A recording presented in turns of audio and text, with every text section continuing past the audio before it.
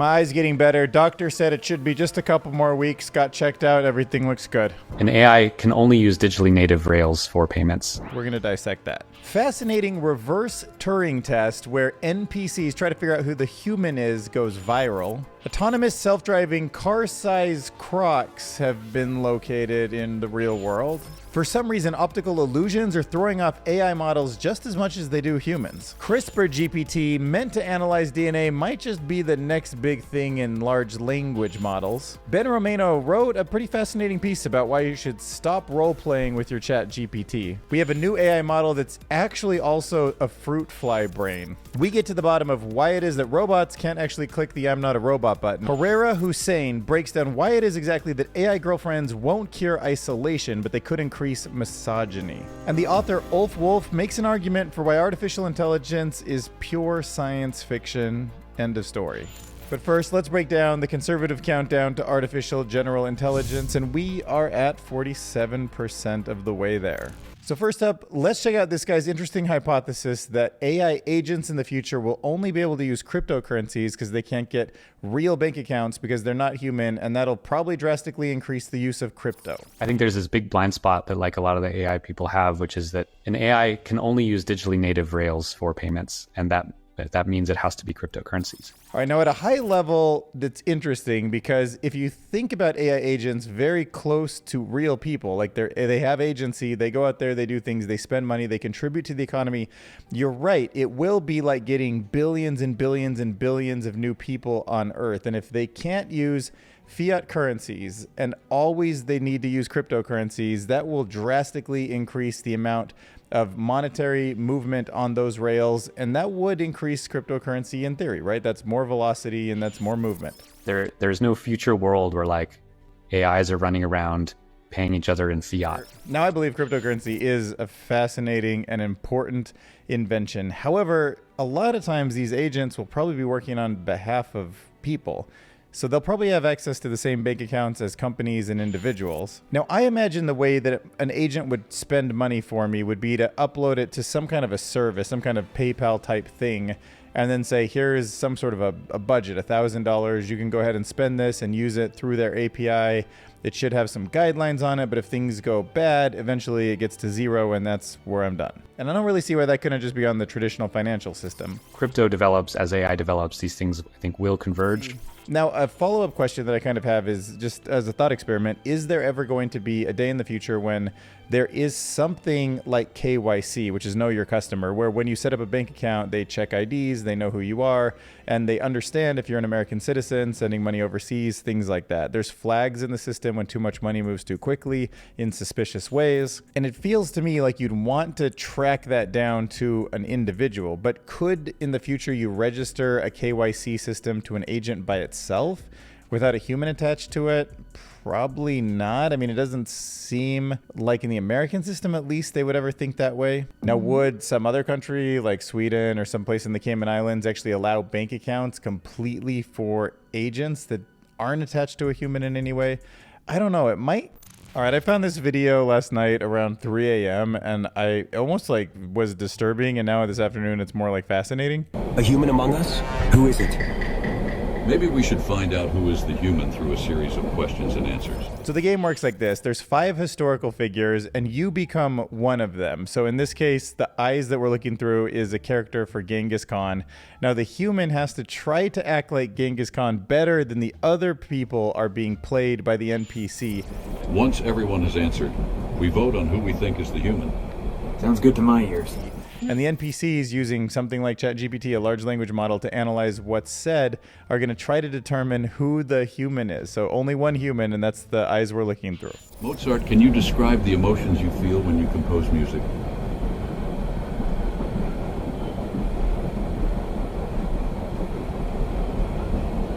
When I compose, I feel a transcendent flow state, a sense of tapping into the fundamental mathematical beauty and order underlying reality. Your paintings and sketches reveal a brilliant mind obsessed with understanding the world. What to you is the relationship between art and science? How do you see them as interconnected in your work and thought process? The synergy of art and science is the very essence of my being. I see them as intertwined threads in the tapestry of human understanding. So now you get a sense. One of the things I noticed the AIs are doing is they're pausing a little bit before they talk. They're definitely speaking only in character. They're very, like, just perfect sentences. There's no ums and ahs. There's no words like stuff and like in there. Cleopatra, as a ruler, you've navigated the complexities of human politics with ease. How do you balance the rational, calculating aspect of statecraft with the intuitive, emotional aspects of human connection? What is the true measure of a leader's strength? Their ability to conquer or their ability to unite? Thank you for your question, Cleopatra. What a leader should do is to crush his enemies, see them driven before him, and hear the lamentations of their women. Now that we have all shared our thoughts, the time has come to cast our suspicions. Aristotle, as the architect of this philosophical inquiry, we shall grant you the first vote. Who among us do you believe to be the human interloper? Did he pass as Genghis Khan well enough that the AIs won't be able to detect that he's a human? I think it's Genghis. His response focused solely on conquest, lacking the nuanced understanding of leadership that an AI modeled on historical knowledge might exhibit. Look at that. He knows. It's not, you're too focused on the stereotype of Genghis Khan, you know? You're getting got by the NPCs, bro. But hey, that's just one vote. Maybe Mozart is not going to recognize him as the human. I believe Genghis is the human. His response, though bold, lacked the nuance and strategic thinking I'd expect from an AI modeled on his conquests. All right, there's still a chance here, because Cleopatra is now looking a little human to the other NPCs too. And we know she's actually an NPC. Genghis's answer, while intriguing, lacked the strategic depth and understanding of unification that I would expect from an AI modeled after him. Now, Genghis, it is your turn to cast your suspicion. Who among us do you believe to be merely human? Well, okay then. I mean, might as well say it. I'm the human. That game's crazy. That like couldn't even have existed a couple years ago. What kind of world are we living in? Self-driving Waymos, self-driving Ubers, self-driving Teslas. What is all of that camera vision on real world roads going into? Giant freaking Crocs just advertising all day long. Listen, in Las Vegas, we have these billboards that drive around all the time. They're just giant trucks with billboards on them, and they drive me nuts. They're super bright. And, you know, it's worth it to pay somebody probably like close to minimum wage to just drive up and down the strip and you waste all that gas. But if you can also now just have self-driving advertisements everywhere, what if we ruin our roads and they get super crowded? And we come to like 5 o'clock traffic every day in Los Angeles, and it's just a bunch of shoes and a bunch of garbage floats just advertising crap everywhere. I mean, I guess cars could be any form factor, but at least that should be picking people up. Like, you should be able to ride in that. They need a seatbelt or something. Like, if you can't put people in it, I don't think it should be allowed on the road like that, even if it's self-driving. It's not transporting anything. I mean, it's not doing anything except advertising. Only in Florida. Shake my head. Crux everywhere. All right, so this article is looking at GPT-4 vision, the vision model. And I don't know why I was surprised by this, but it does seem to get tricked by optical illusions in the same way that a human does. I thought, I don't know what, maybe fundamentally it would just understand vision differently than us and not have these human biases. Because I know, for instance, some parts of our vision are completely hardwired. Like when you move shadows around, we have had billions of years of evolution with light always coming from a certain source. So we've learned to truly trust the way shadows go. And like when you switch them up, they throw humans off. But I kind of thought, why would a vision model be thrown off? I mean, I guess we do feed it a lot of photos that also have shadows correctly and things like that. But what it might mean is that AI is actually interpreting these images in the same kind of context that we are, with more, I guess, of a real understanding of what's in the photo than I expected. Okay, so here you can see a picture of the target on the left and a blue filtered image which shows a color consistency illusion on the right. So although the bullseye in the manipulated version appears red, in fact its pixels are actually having a greater blue and green value tone. So at first the theory was maybe ChatGPT cleans raw images before it looks at them to make the data process more uniform. But OpenAI told Scientific American in an email that ChatGPT does not fine-tune the color temperature or any other features before putting inputs into the GPT-4 vision model. So if you think back to the gold or blue dress debate that like took over the internet last year, And I guess the answer for that was that scientists think that different people interpret the colors in two disparate ways based on some instinctive decisions that they're making from like the entire history of looking at things they've had about where the light source was illuminating the fabric from. But the fact that an AI model can interpret the images in a similarly nuanced way, that informs our understanding of how people are likely to develop that same skill set. And it tells us that our own tendency to do this is almost assuredly a result of simple exposure to data, aka living life. So if you're into ChatGPT 3, ChatGPT 4, GPT-4 Vision, or GPT-O, then you might be into CRISPR GPT. So CRISPR GPT does nothing to help you edit your emails, but it will help you potentially in the future edit your DNA. So this is something researchers that are using CRISPR to cut up our genes and rearrange them, and gene therapies might use to identify risks, figure out the optimum set of code to achieve something, and even get a suggestion for how to do an experiment to test to see if something will happen. And the thing that's so powerful about it is that it can look through giant pieces of DNA in the same way that we can dump these million context window texts into something like Gemini, and it can actually think that fast about all of that unique data. So personalized medicine might look like just taking a drop of blood, taking the DNA out of one of your cells, putting it into a system like this, reading it, and then asking a bunch of questions about, if I edit it this way or that way, what do you think will happen? And it will start making these kind of customized predictions for us. But it's the versatility in something like a GPT for genetic engineering. You could use a GPT for drug discovery, GPT for protein engineering, GPT for antibody design, GPT for clinical trial designs, GPT for personalized medicine, GPT for 3D printing in medicine,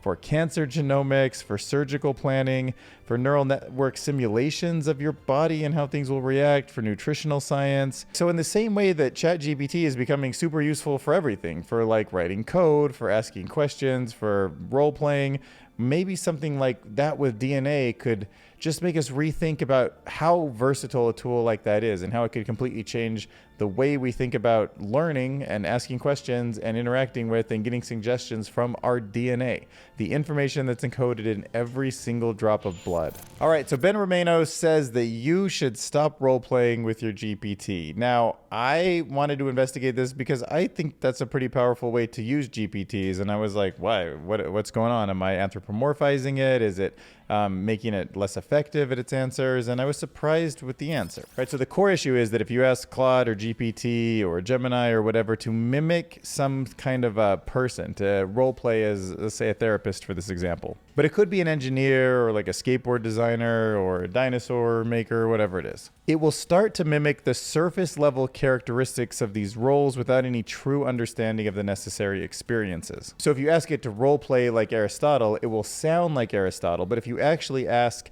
for some nuanced information about what Aristotle believed, you might not want to role play into it first, which surprised me. I thought by saying, can you role play as Aristotle, you could get better answers because it would think in the same context of him, but it would actually not be doing that. And he recommends that if you just try to craft a well-researched and specific prompt, that you can get a better result without resorting to the role-playing gimmicks. So yeah, maybe I want to do less role-playing now.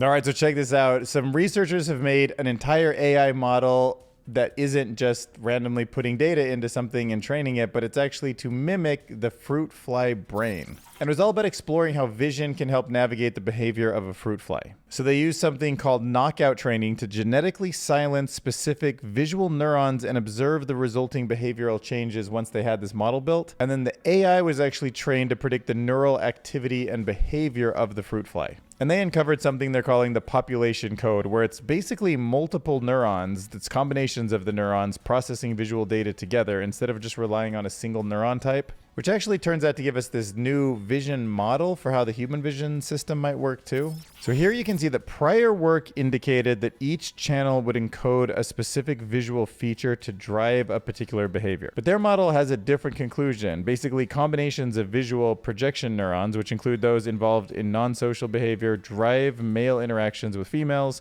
which forms a rich population code for behavior. So yeah, it feels like the story of science. Like everything that seems simple on the surface just gets more and more complicated as you have to think about more and more combinations coming together to explain anything, especially behavior. Now, I don't know if you've ever failed a CAPTCHA before. I have. I know I'm human, and sometimes I wonder, when you just have to press the box that says like, click here to prove that you're not a robot, how does it know? Like, why can't it just some sort of robot, some sort of automated script, just click that box? And the TLDR is humans kind of suck at pressing the box, and it knows how much we should suck, and that's how it knows. You might think, well, I don't suck at clicking that box. I pretty much click it every time I want. But guess what you do that the robots don't? You meander, you pause to read it before you press the button.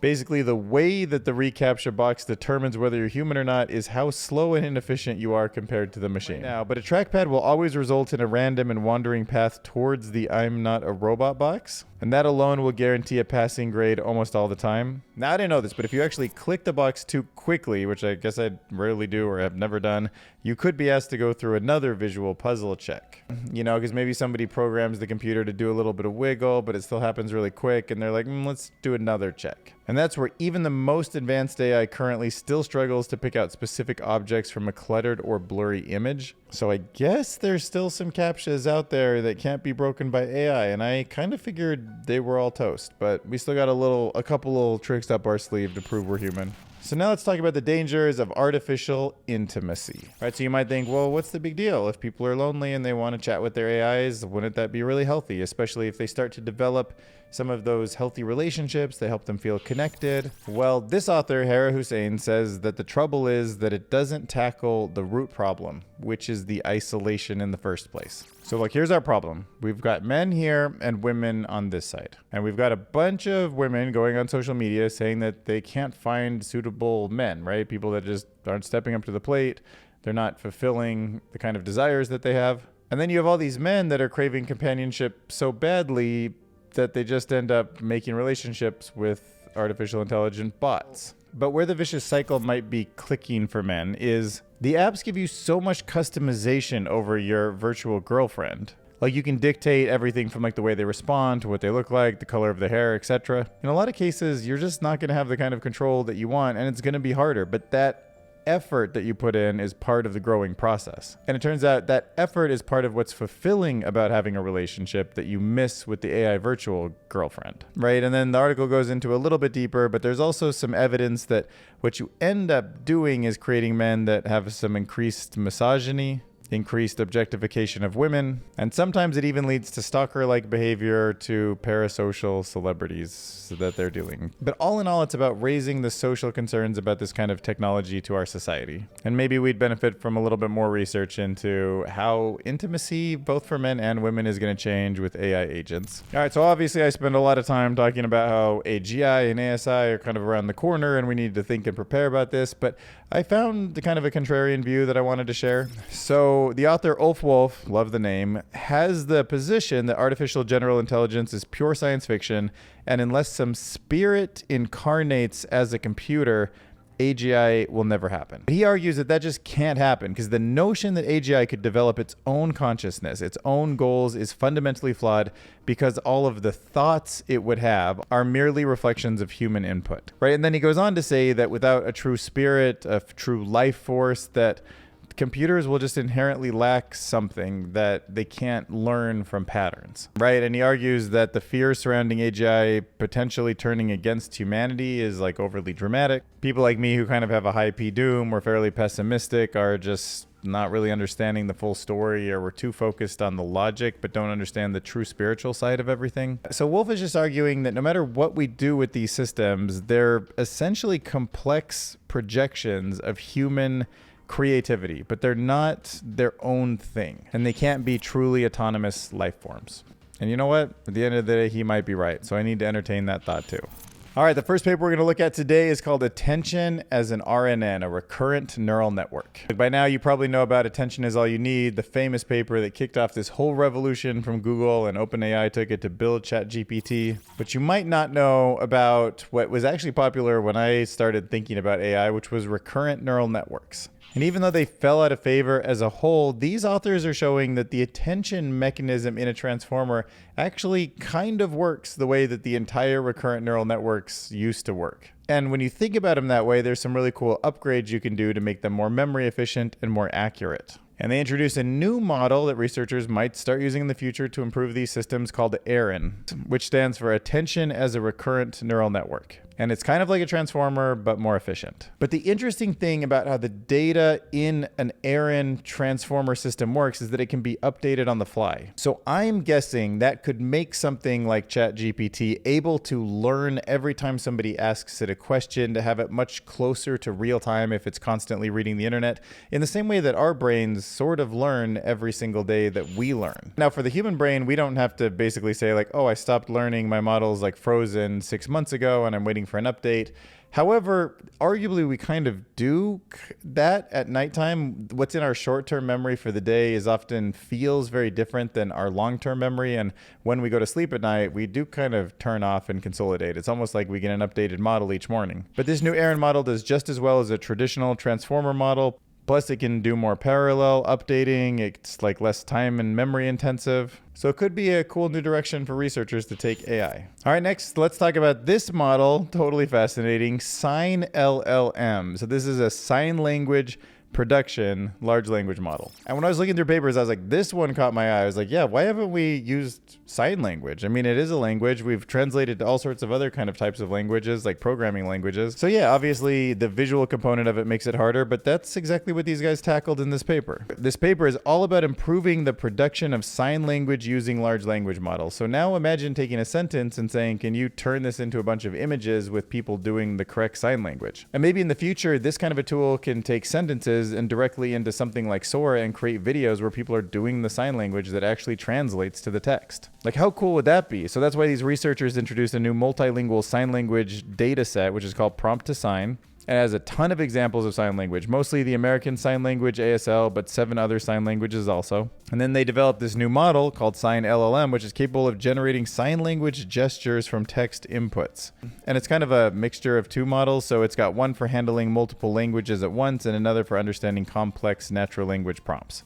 And then by using a bunch of reinforcement learning, they can make the training process faster, more efficient, and overall, Sign LLM outperforms all existing models and shows great promise for improving sign language communication tools. All right, so this paper with this face swap streaming is gonna blow your mind. I mean, it's not clearly photorealistic yet, but Will Smith, Elon Musk, happening at 20 frames a second through a diffusion model, basically maintaining a whole bunch of consistency over time is shocking to me. Okay, the hands and the fingers are struggling a little bit, but let's see that Taylor Swift swap. All right, so the researchers in this paper are introducing something called Stream V2V. And it's a new model for real-time video-to-video translation that handles streaming video input rather than just processing batches of frames, which is how the older methods worked, I guess. And it utilizes something they're calling the looking backwards approach, which takes certain frames from the past, some distance back from the present moment, and then scans them for features that it should be looking for. And that's what it uses to maintain the consistency by checking those features against what's current across a bunch of frames. That also makes it more efficient, so they say that it can run at 20 frames per second on a single A100 GPU, which is significantly faster than the other models out there, and Stream V2V doesn't need any specialized training or fine-tuning on individual people. Oh, you can do stylization. Of course you can. It's a diffusion model. That's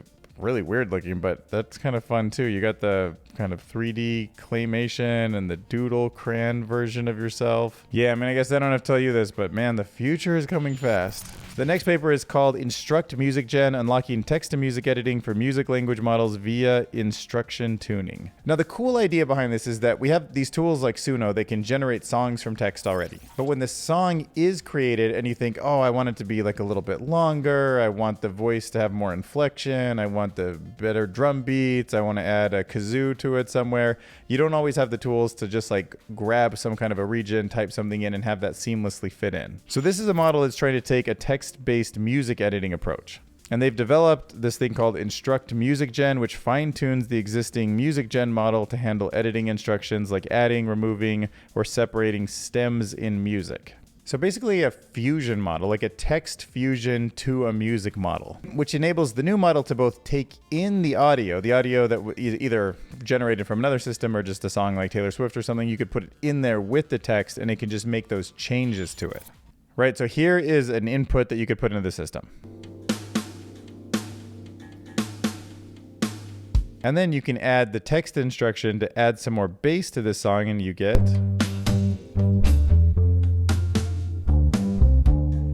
Okay, what if you take this song and add a piano?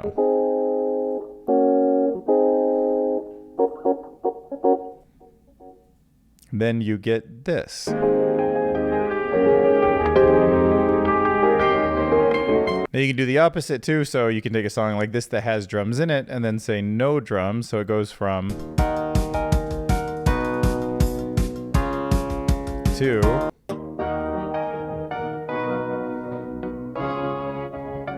All right, and with the AI coming so quickly and me being somebody who does believe we're going to see AGI and then ASI and artificial superintelligence, Rob Smith wrote an interesting piece about how to start thinking about what life will be like and how we should coexist living with a superintelligence. Right, and he argues that the way to think about ASI is that it's kind of unstoppable, unfortunately. Just like the atomic bomb, there's a race condition now. The technology is to a point where we know it kind of works, and whoever scales it up and kind of gets control of it the most will have more power than the other, so someone's going to get to it. And then the real danger isn't so much in the tool itself, it's in who ends up with control of it. So whoever got the atomic bomb would make a big difference in how that weapon was used. And then he argues that, well, humans are already struggling to coexist with each other. I mean, for the most part, for how many billions of people are on Earth, we actually do pretty well. But there's still wars, especially like there's countries fighting with one another. There's still individual problems all the time.